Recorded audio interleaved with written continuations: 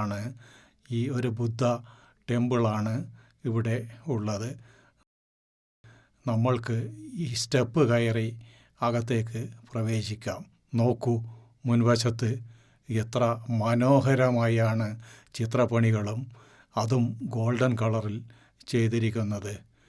ഇതാണ് ഗോൾഡൻ ബുദ്ധ ടെമ്പിൾ ബാങ്കോക്കിൻ്റെ മുൻവശം.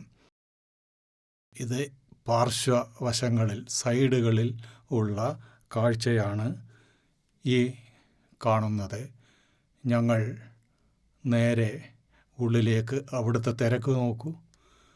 ഫോട്ടോഗ്രാഫി എടുക്കാൻ കുറേ പേർ. അത് കഴിഞ്ഞ് അടുത്ത ബിൽഡിങ്ങുകളും അമ്പലങ്ങൾ പോലെയുള്ള ചില ബിൽഡിങ്ങുകളുണ്ട്. അതിൻ്റെ ഫോട്ടോഗ്രാഫി എടുക്കാൻ കുറേ ചിലർ. ആ അഭൂതപൂർവമായ തിരക്ക് കാരണം ഇന്ത്യയിലത്തെ ടൂറിസ്റ്റുകളെ നിയന്ത്രിക്കുകയാണ് ഞങ്ങളുടെ ഗൈഡ്. ഇതാ ടെമ്പിളിൻ്റെ ഡോറിൽ എനിക്ക് തോന്നുന്നു അതിന് മുന്നേ തന്നെ ഇതിൻ്റെ മുമ്പിൽ കയറിയിരിക്കുന്നു. ഞാൻ ഈ ഫോട്ടോഗ്രാഫിയിലൊന്നും നിന്നില്ല. മുന്നേ തന്നെ അമ്പലത്തിൻ്റെ ഉള്ളിലേക്ക് കയറിയിരിക്കുന്നു. അമ്പലത്തിൻ്റെ ഉൾവശം ഫോട്ടോഗ്രാഫി പെർമിറ്റഡ് അല്ല, അത് അനുവദനീയമല്ല. അതുകൊണ്ട് ഞാൻ ഈ ടെമ്പിളിൻ്റെ ഹിസ്റ്ററിയെക്കുറിച്ച്, ഈ ടെമ്പിളിൻ്റെ ചരിത്രത്തെക്കുറിച്ച് അല്പം സംസാരിക്കാം. അവിടെ നിന്ന് ഫോട്ടോ എടുക്കട്ടെ. ഞാൻ ടെമ്പിളിൻ്റെ ചരിത്രത്തെ പറ്റി പറയാം. 13-ാം നൂറ്റാണ്ടിൽ ഭരിച്ചിരുന്ന ഒരു രാജവംശം, സുക്കോഥായി ഡൈനാസ്റ്റി. സുക്കോഥായി രാജവംശമാണ് ഈ ലോകപ്രസിദ്ധമായ ഈ സുവർണക്ഷേത്രം എന്ന് പറഞ്ഞാൽ തനി സ്വർണത്തിലുള്ള ബുദ്ധവിഗ്രഹം അടങ്ങുന്ന ക്ഷേത്രം ഉണ്ടാക്കിയിരിക്കുന്നത്. 55.5 ടണ്ണ് സ്വർണം, 55,500 കിലോ സ്വർണം കൊണ്ട് ഉണ്ടാക്കിയ ഒരു വിഗ്രഹമാണ് അകത്തുള്ളത്. അകത്ത് വിഗ്രഹങ്ങളെ നമ്മൾക്ക് ഫോട്ടോഗ്രാഫിയോ അല്ലെങ്കിൽ വീഡിയോയോ ഒന്നും എടുക്കാൻ പറ്റില്ല.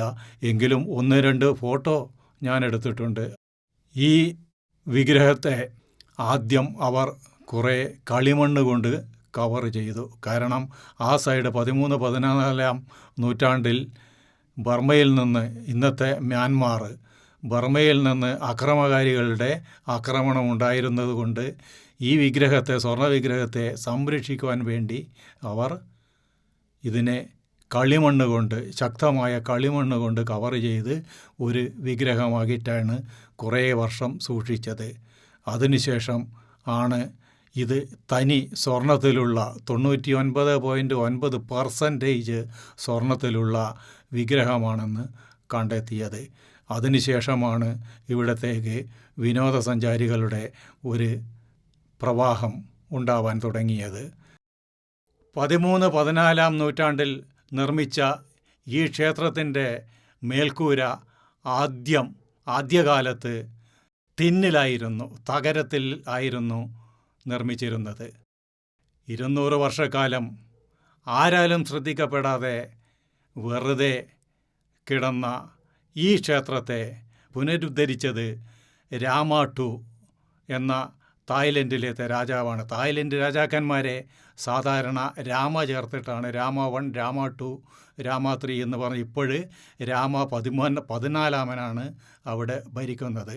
ഇപ്പോഴും രാജാവ് അവിടെയുണ്ട്.